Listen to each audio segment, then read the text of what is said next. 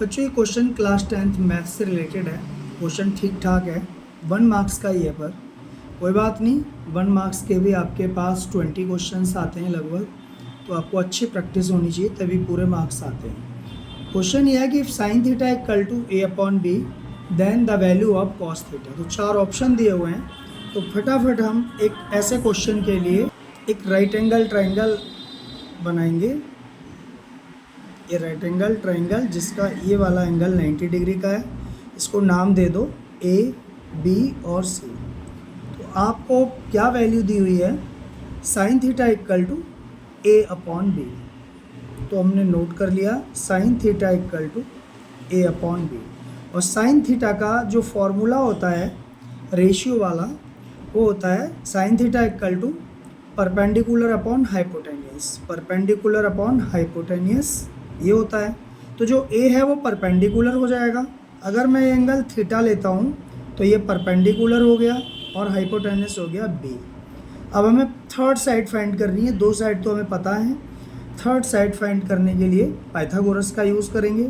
Pythagoras theorem में short तरीके से लगा रहा हूँ। जो साइड अगर हमें बेस या परपेंडिकुलर निकालना होता है तो हम माइनस हो जाता है, हाइपोटेनियस माइनस इनमें से जो साइड दी है वो, तो हाइपोटेनियस का स्क्वायर माइनस परपेंडिकुलर का स्क्वायर, तो B square minus A square. तो ये साइड आ गई B square minus A square. अब हमें इसकी वैल्यू फाइंड करनी है कॉस थीटा। बहुत इजी है। कॉस थीटा इक्वल टू क्या होता है, बेस अपॉन हाइपोटेनियस। बेस क्या है, B square minus A square.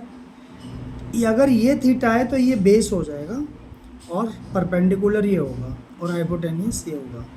तो बेस अपॉन हाइपोटेनियस। हाइपोटेनियस क्या है, बी।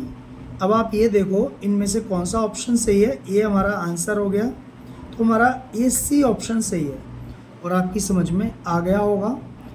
कुछ बच्चे सोच रहे होंगे कि पाइथागोरस थ्योरम समझ में नहीं आई, तो मैं आपको बता दे रहा हूँ पाइथागोरस थ्योरम। टाइम थोड़ा सा शॉर्ट वीडियो है तो कम ही है। चाहे तो आप पाइथागोरस थ्योरम ऐसे लगा सकते हो, हाइपोटेनियस का स्क्वायर इक्वल टू परपेंडिकुलर का स्क्वायर प्लस बेस का स्क्वायर। हाइपोटेनियस क्या है, बी स्क्वायर हो जाएगा, परपेंडिकुलर ए स्क्वायर हो जाएगा प्लस बेस। हमें निकालना है बी सी। अब हम या तो हम निकाल चुके हैं पर हमें निकालना ही है अभी। तो अब बी स्क्वायर इधर लेके आओगे minus A square equal to B C का स्क्वायर। और अगर आप बी सी फाइंड कर रहे हो